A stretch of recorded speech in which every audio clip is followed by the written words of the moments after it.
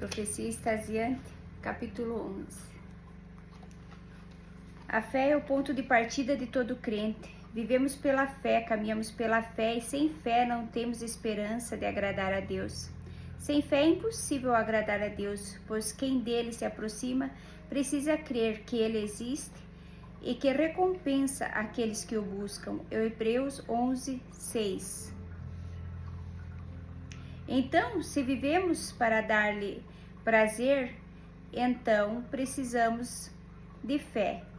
Em nenhum momento a caminhada de fé é mais importante do que na vida do profeta. Digo, profeta no sentido do Novo Testamento, como em Efésios 4, 11 a 13. Medo, o oposto da fé. O oposto da fé é o medo. O que as pessoas não sabem é que o temor conduz à rejeição. Isso é, medo do desconhecido é o que impede muitas pessoas de buscarem dons espirituais e de perseguirem seus destinos pessoais. No entanto, os cristãos nunca precisam temer. Precisamos ser sábios e criteriosos, mas não temerosos. Quando andamos na fé, somos capazes de discernir o falso do verdadeiro, pois somos fundamentados pela palavra de Deus. Os profetas, em particular, precisam buscar a fé em vez do medo. Várias vezes as grandes histórias de Smith Wigglesworth, conhecido como o apóstolo da fé, falaram ao meu coração. Certa história conta que uma vez o próprio Satanás apareceu para Wigglesworth. Aparentemente, ele acordou durante a noite e realmente viu o diabo de pé em seu quarto. Calmamente olhou para ele e viu que era Satanás e disse: "Oh, é só você." Ele então rolou na cama e voltou a dormir. Esse é o tipo de fé que todos os profetas precisam cultivar. Fé em um Deus tão grande que o diabo é comparativamente insignificante. Os profetas devem lembrar que é só o diabo e que apenas um profeta, como Elias, era mais forte do que uma nação inteira de falsos profetas de Baal.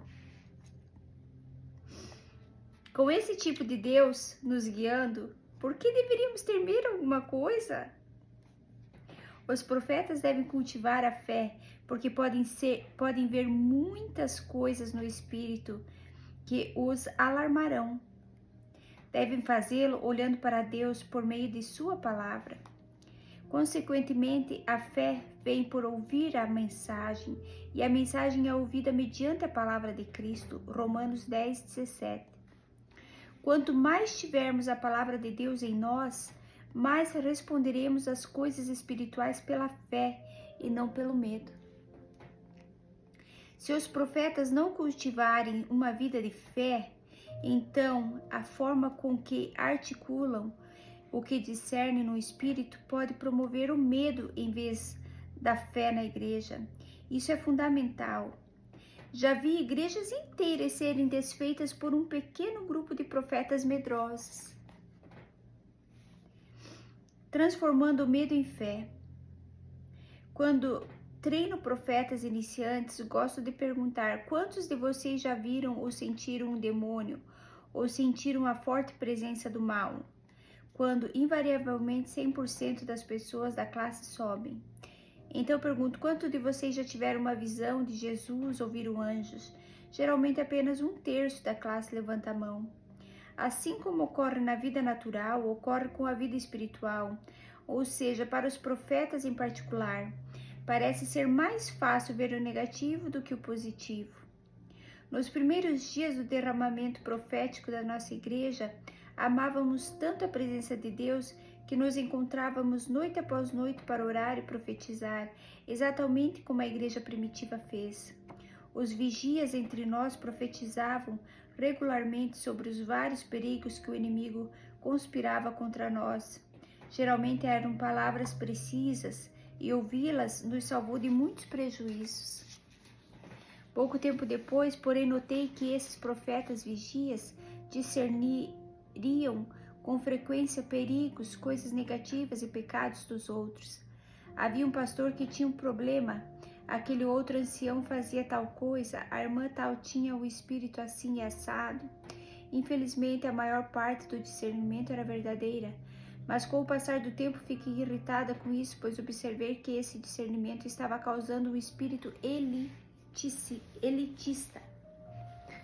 Certas pessoas eram consideradas aceitáveis, mas outras eram excluídas e não eram bem-vindas nas reuniões de oração, mesmo que algumas delas fossem pastores. Tentei expressar minha discordância com a maneira que as coisas estavam acontecendo, mas eu era a única que não concordava. Todos os outros profetas podiam ver coisas negativas e eu não. Quer dizer que eu não tinha discernimento? Até eu me tornei suspeita para o resto do grupo e minha liderança foi minada. Smith Wigglesworth abordou essa questão em um de seus livros. Ele escolheu o caminho da fé, de modo que, mesmo quando operava com o dom de discernir espíritos, nunca via pessoas através dos olhos do medo ou da suspeita. Afirma que Deus deu o dom do discernimento, mas também nota o propósito do discernimento espiritual. Mas outro discernimento de espíritos, existe uma vasta diferença entre discernimento natural e espiritual. Quando se trata de discernimento natural, é possível encontrar muitas pessoas carregadas, as quais podem ver várias falhas nos outros. Quando isso ocorre, as palavras de Cristo no 6º capítulo de Lucas certamente se aplicam. Por que vês o argueiro que está no olho do seu irmão, mas não percebeis o raio que está no teu olho?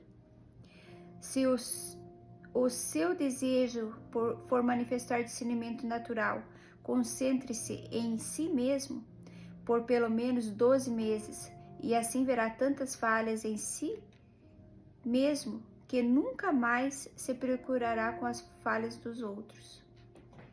Eu me perguntava como esse movimento do Espírito Santo em nossa igreja poderia ser tão negativo. Por isso comecei a orar: Senhor, por que estamos vendo todos esses pecados? Eu sei que amas a todos, então quando me deres discernimento, por favor, mostre-me o que amas sobre essa pessoa ou sobre esse ministério. Depois de vários meses de oração, comecei a profetizar de uma perspectiva completamente diferente, pois minha fé para ver o destino potencial das pessoas, não apenas seus fracassos. Percebi que por causa do seu sangue, Jesus olha para mim com olhos de fé. Ele não vê todos os mesmos pecados. Antes, ele olha para o meu futuro, sabendo que desde a fundação do mundo havia boas obras pré-ordenadas para que eu fizesse. Ver Efésios 28, 8-10. A partir dessa revelação, minha perspectiva sobre os outros mudou radicalmente. Apropriei-me da fé de Cristo para seus seguidores e comecei a ver o potencial e o destino em quase todos por quem orei, profetizando a fé de Deus para os outros.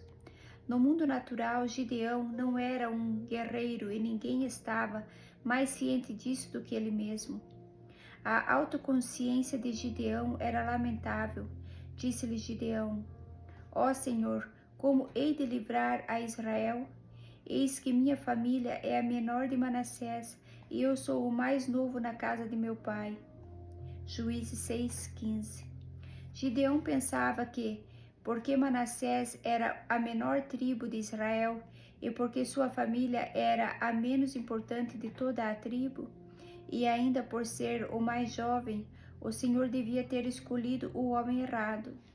Mas aparentemente Deus não estava preocupado com a incapacidade ou com a insignificância de Gideão.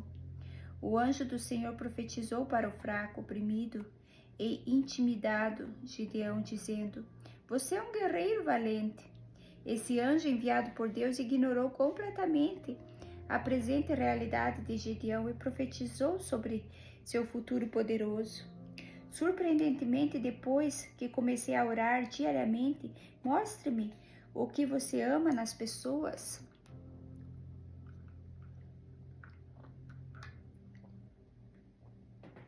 Então minha visão profética foi grandemente aumentada. Também comecei a ver os destinos incríveis que Deus criou até mesmo para as pessoas mais quebradas. O entendimento que obtive por orar essa oração me ensinou uma das lições mais valiosas sobre como usar o dom de profecia. Aprendi que Deus não apenas me ama o tempo todo, mas também acredita que posso fazer todas as coisas por meio da sua força. Ele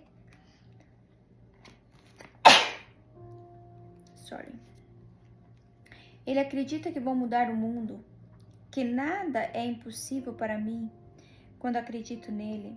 E ele também acredita o mesmo sobre cada um de seus filhos, porque ele habita em nós e sabe o que ele pode fazer. Sua fé é realmente aperfeiçoada na nossa fraqueza, ver 2 Coríntios 12, 9. Então, a fraqueza natural se torna um ativo e não um obstáculo. Tudo o que Deus precisa é de pessoas que concordem com Ele e não com os rótulos que nossas famílias ou a sociedade colocam em nós. Aprendendo a abandonar a falsa maturidade. Quando os profetas não profetizam a partir da perspectiva de fé, o que eles veem pode alarmá-los. Sua resposta à revelação profética será medo. Algo ruim vai acontecer, ou suspeita. Deus não pode usar essa palavra, ou a igreja, por causa de todas as coisas ruins que estão fazendo. Os profetas devem olhar para o nosso Salvador como nosso exemplo de como lidar com essas respostas. Jesus não desconfiou, nem temeu nada do que lhe foi revelado, e não tentou consertar as coisas de uma só vez.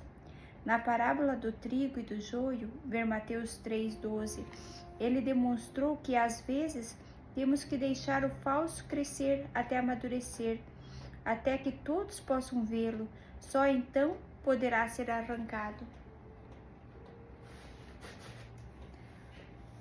Tento ensinar isso aos profetas, porque às vezes eles discernem perigos ou fraquezas nos outros e sentem grande urgência de apontá-los. Mas quando Deus permite que um profeta veja os pecados de alguém, geralmente não é porque Deus quer lidar com o pecador. Pelo contrário, Deus permite ao profeta discernir a fraqueza a fim de dar ao profeta um teste de fé. Ou seja, Deus está testando o profeta e não como o profeta supõe, o pecador, com a revelação. Ele quer ver como o coração do profeta lidará com o conhecimento sobre os fracassos dos outros. O profeta profetizará com fé, apesar do que vir. Às vezes, o trabalho do profeta é simplesmente interceder pelo oposto do negativo, profetizando com incredulidade. O oposto de profetizar de acordo com a fé é profetizar a partir da incredulidade. A incredulidade também tem poder. Se os profetas profetizam o pecado e o fracasso, mesmo que estes sejam verdadeiros, amaldiçoam em vez de abençoar.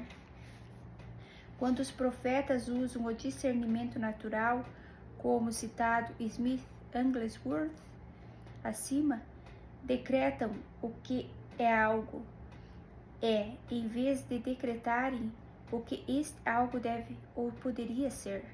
Josué e Caleb foram os dois únicos dos 12 espias que retornaram a Moisés e à nação de Israel com um bom relatório sobre a terra prometida, ver Números 13 e 14.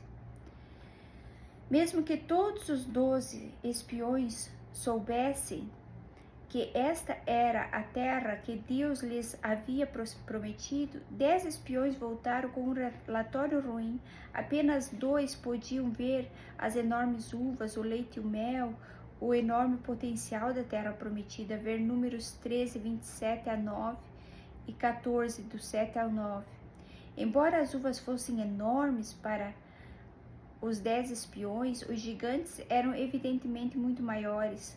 Mas Josué e Caleb viram as uvas. É preciso muita fé para focar nas uvas quando há gigantes.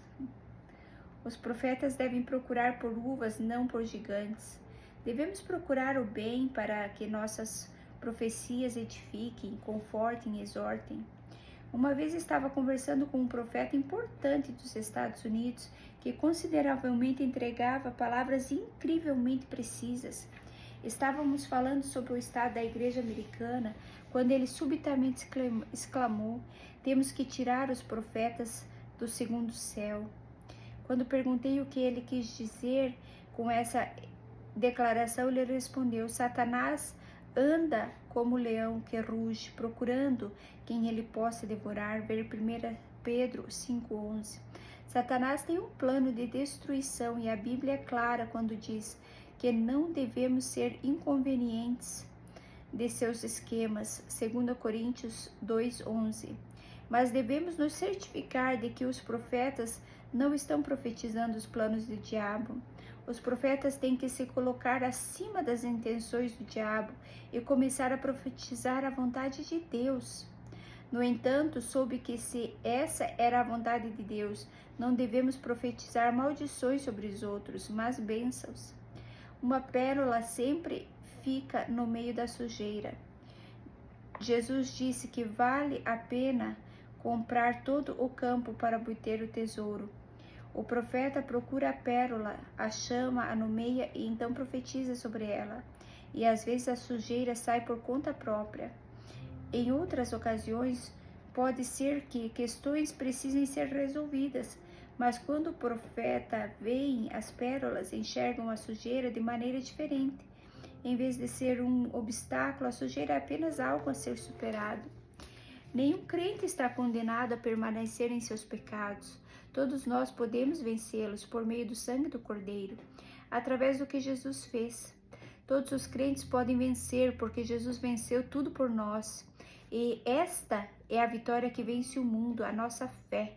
Ver 1 João 5:4. Vendo os outros através dos olhos de Deus. Ninguém tem mais fé do que Deus. Ele tem fé para cada um de nós. Ele nos vê de forma tão diferente do que nos vemos. Se profetizarmos de acordo com o nosso nível de fé, ver Romanos 12:6, como será? O que você vê quando olha para as pessoas na igreja? Você sempre vê o mal ou vê o bem e o potencial? É verdade que em toda a Bíblia Deus faz advertências por meio de seus profetas, mas até as advertências podem ser dadas com fé. Em alguns lugares que visitei, para onde quer que eu fosse, tudo o que pude ver foi o mal, lugares realmente perversos e literalmente se entregam à pornografia, violência, drogas e pobreza. Um desses lugares era uma cidade na Sibéria. A pornografia estava em todo lugar. Os outdoors exibiam mulheres nuas e as cafeterias ofereciam revistas pornográficas nas mesas. A imoralidade entranhou-se tão profundamente na cultura de seus efeitos que seus efeitos eram evidentes até mesmo na igreja que visitávamos. A esposa do pastor tinha um dos vestidos mais decotados que já vi em uma líder cristã. O código de vestimenta, tanto para homens quanto para mulheres, era mais parecido com o de uma boate do que com o de uma igreja. Eu nem queria pregar lá porque tinha medo de que poderia deixar escapar. Estava agitada por dentro e não estava confiante de que poderia falar adequadamente sobre a situação. Minha mãe me ensinou: se você não pode dizer nada de bom, então não diga nada. Então pensei que seria melhor ficar em silêncio. Como eu poderia falar com fé a uma cidade que tão evidentemente tolerou Jezebel, ver Apocalipse 2:20. Então fui para meu quarto do hotel e comecei a orar: Deus, o que o Senhor quer que eu diga? Abri a Bíblia em Apocalipse 2 e começou a orar pelo que Deus falou à igreja de Tiatira, a qual tolerou Jezebel.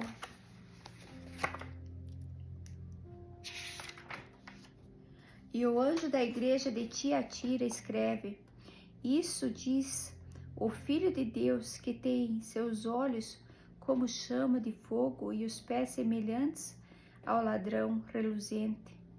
Eu conheço suas obras, e o teu amor, e o teu serviço, e a tua fé, e a tua paciência, e que as tuas últimas obras são mais do que as primeiras, mas algumas poucas coisas não tenho contra ti.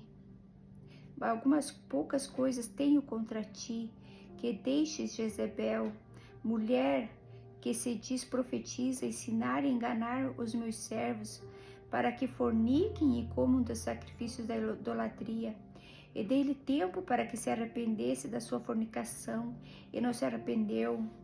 Eis que a porei numa cama, e sobre os que adulteram com ela virá uma grande tribulação, se não se arrependerem das suas obras. E ferirei de morte os seus filhos, e todas as igrejas saberão que eu sou aquele que sonda os rins e os corações, e darei a cada um de vós segundo as vossas obras. Mas eu vos digo a vós e aos restantes que estão em Tiatira, e a todos quantos não têm esta doutrina e não conheceram, como dizem as profundezas de Satanás, que outra carga vos não porei, mas o que tendes, retende-o até que eu venha. E ao que vencer e guardar até o fim as minhas obras, eu lhe darei poder sobre as nações, e com vara de ferro as regerá, e serão quebradas como vasos de oleiro, como também recebi de meu Pai, e dar-lhe-ei a estrela da manhã. Quem tem ouvidos, ouça o que o Espírito diz às igrejas. Apocalipse 2, 18-29.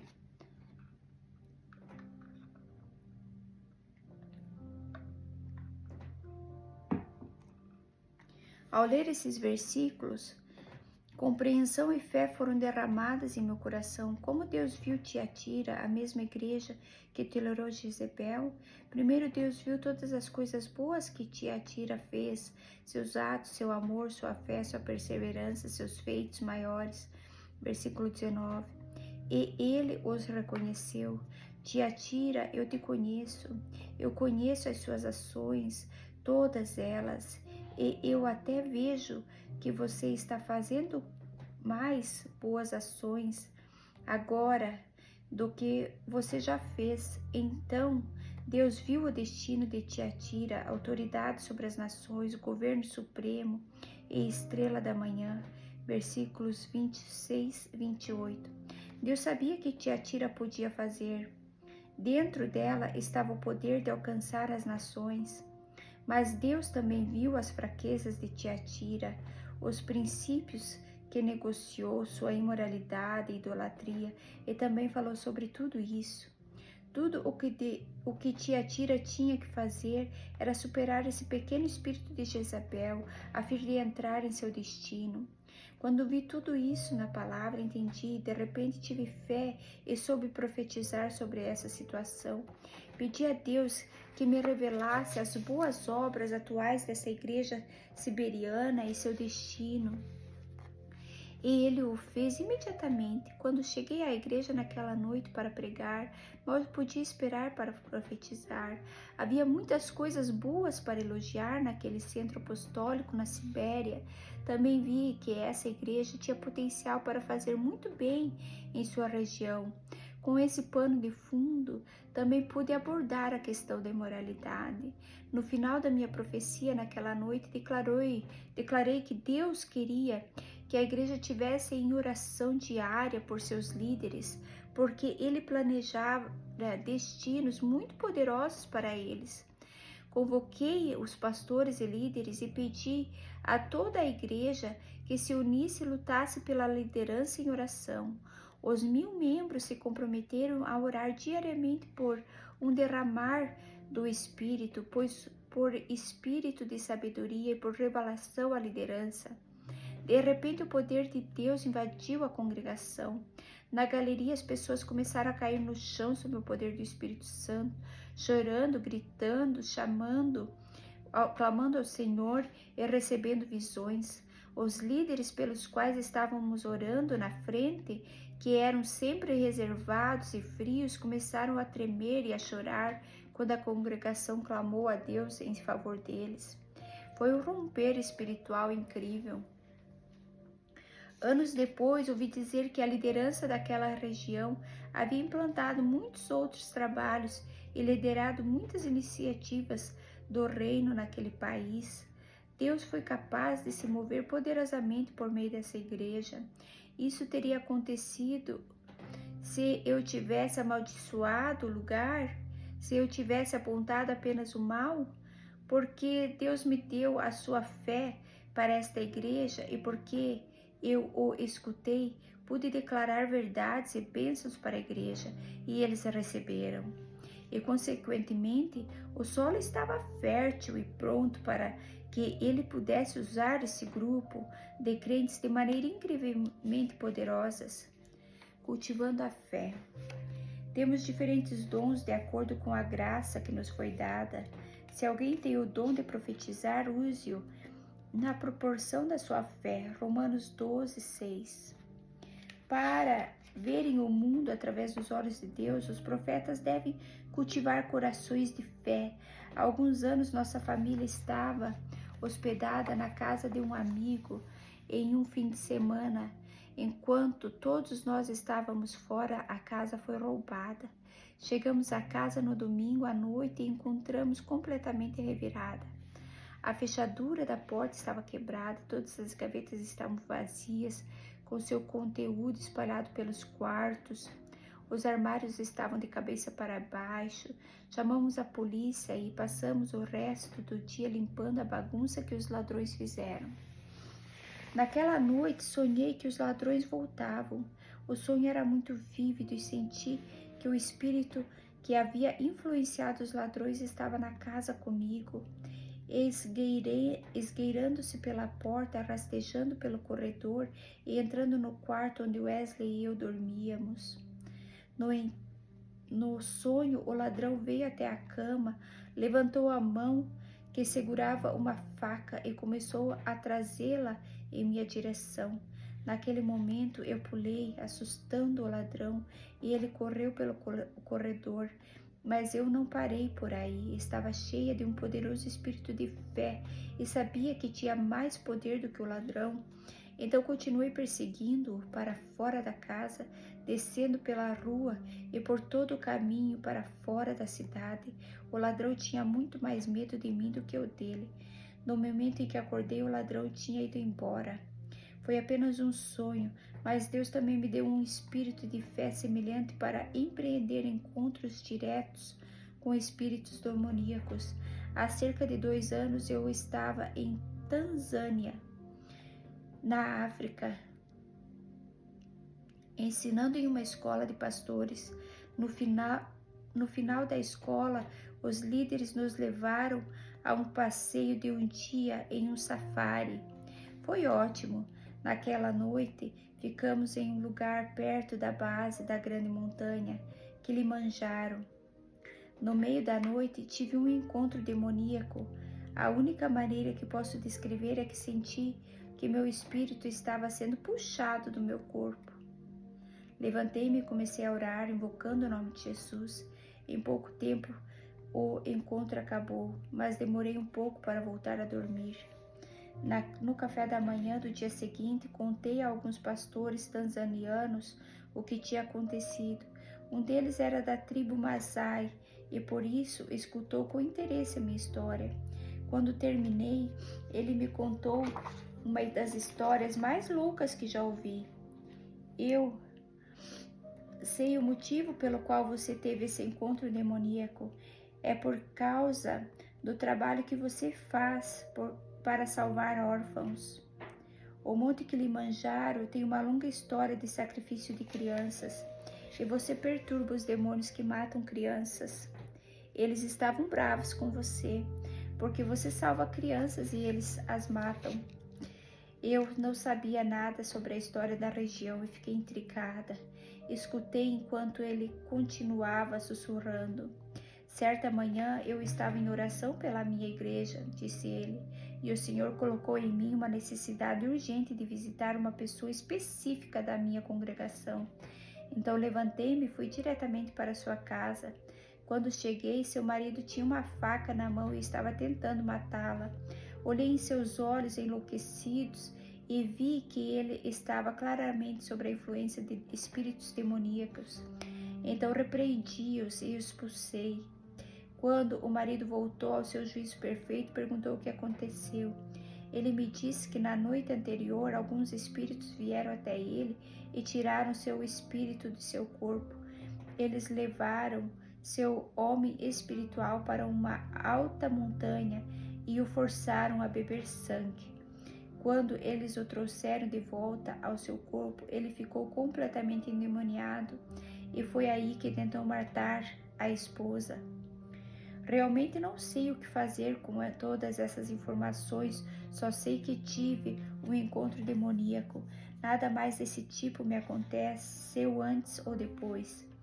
Esse pastor me contou a história dele, sobre a qual não tinha qualquer comentário a fazer.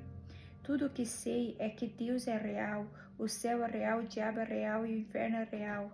Sei que devemos ter fé, que o poder de Deus é maior do que todas as circunstâncias. Quando essas histórias para ilustrar que a fé pode ser cultivada, por isso posso afirmar que essa é uma das minhas orações favoritas. Maior é aquele que está em vós do que aquele que está no mundo. 1 João 4,4. Deus é muito maior do que a grandeza que opera em todo crente.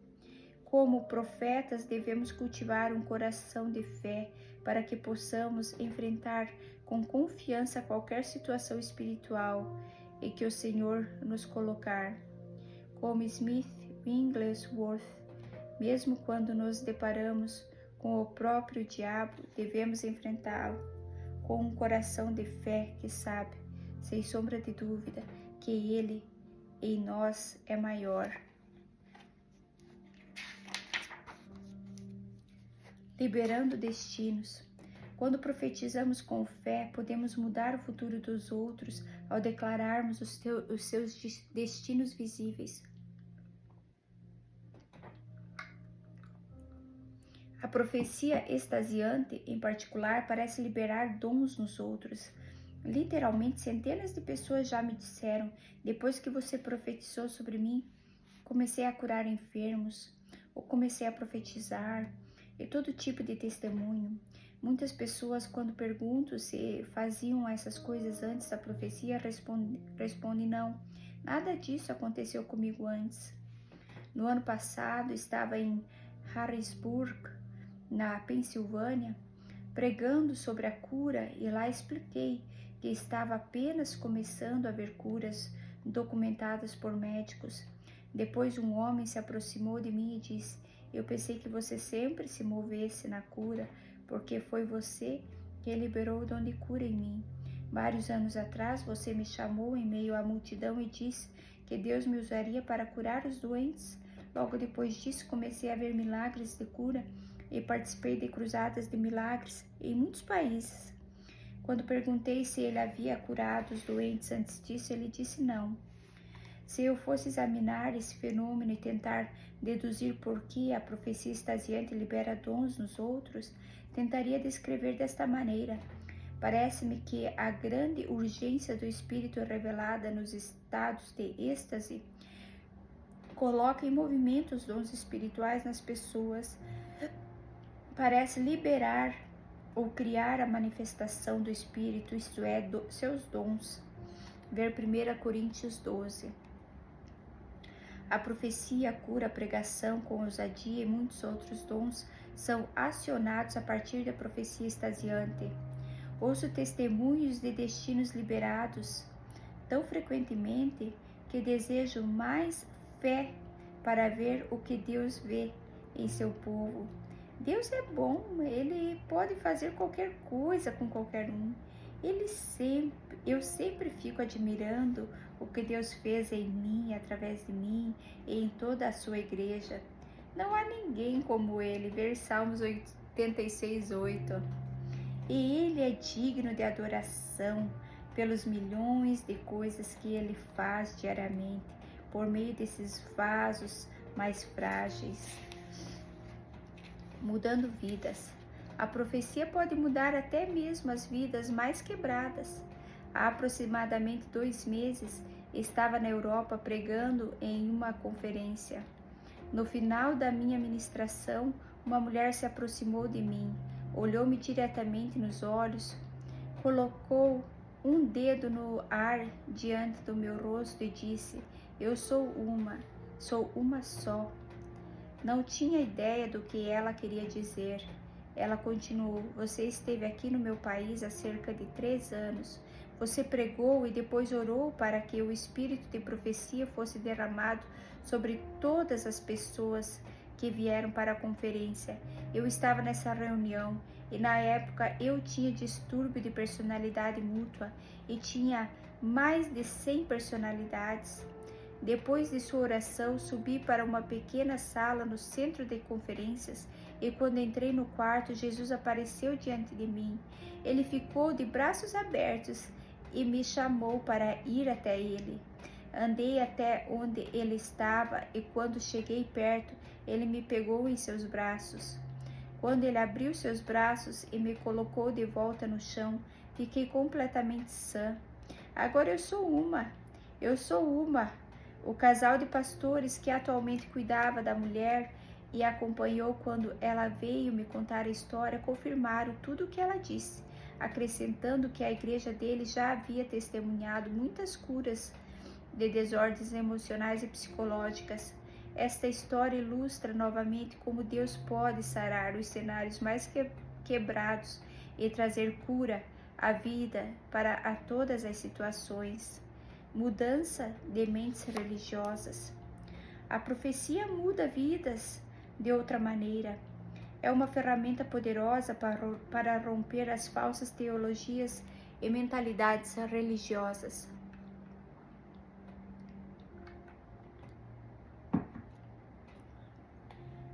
Wesley e eu nos convertemos da teologia dispensacionalista à fé na teologia carismática através de um encontro com um profeta. Aconteceu em uma reunião cristã no campus da minha universidade. Antes dessa reunião, Wesley pregou contra a profecia em muitas igrejas dos irmãos de Plymouth. Mas entramos em contato com alguns cristãos carismáticos que eram tão zelosos que pela primeira vez na minha vida pensei, bem, esses carismáticos são realmente salvos. Não só são salvos, mas também são mais zelosos do que eu, então devem ter alguma coisa diferente. Nós os observávamos e definitivamente éramos afetados por eles, mas não queríamos ser levados a falsos ensinamentos. Então começamos a orar seriamente sobre o que fazer. Um dia Wesley estava no chuveiro orando silenciosamente. O que está acontecendo? Essa coisa carismática de você, Deus ou não? Naquela noite decidimos voltar à reunião cristã no campus, mas chegamos atrasados. Quando entramos na reunião, um profeta já estava pregando. Nós nunca o tínhamos visto antes. Mas descobrimos mais tarde que ele tinha vindo dos Estados Unidos e não sabia quem éramos. Nós nos sentamos na parte de trás. No final de seu sermão, ele começou a dizer: Deus tem um plano para você e você e você. E começou a falar diretamente sobre a vida das pessoas. Então ele disse: vocês. Ele apontou para nós no fundo e nos pediu para ficarmos de pé. Ele falou com Wesley e disse: você, meu jovem, tem me feito uma pergunta. E então ele citou um trecho da Escritura, o dom da profecia para edificação, exortação e consolo. Você tem me perguntado: essas coisas são para os dias de hoje? Esse profeta nunca teria como saber sobre essas palavras daquela oração silenciosa de Wesley havia feito ao Senhor naquela mesma tarde no chuveiro. Wesley ficou mudo. O profeta continuou: não são apenas para hoje, mas eu também as coloquei em uma bandeja de prata. E ele começou a profetizar sobre o nosso destino, e nós fomos totalmente mudados por esta palavra profética. Esse é o espírito de profecia, o testemunho de Jesus. Quem é ele em você? Quando os profetas entendem a resposta e essa pergunta, verão o poder de profetizar segundo a fé, não de acordo com o que discernem com os olhos naturais. A fé ativa da profecia. Por toda a Bíblia, Deus treina seus profetas a verem além do natural. Muitas vezes nas Escrituras nós ouvimos perguntando a seus profetas: o que você vê? Jeremias 1:11, 13, 24, 3, Amós 7, 8, Zacarias 4, 2, 5, 2. Um profeta pode ver ossos secos, mas se continuar olhando, então esses ossos secos podem se tornar um grande exército. Ver Ezequiel 37.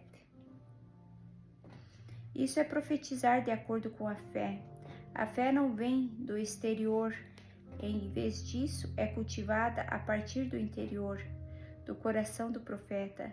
Se os profetas servem o corpo de Cristo com o dom da profecia, não podemos esperar pela fé do povo. Precisamos desenvolver nossa própria fé.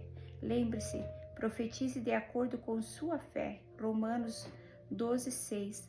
A fé é a commodity que ativa a profecia.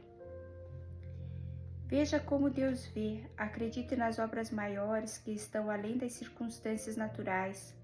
Você ficará surpreso com a forma que a fé incendeia os ouvintes e como as coisas impossíveis são possíveis.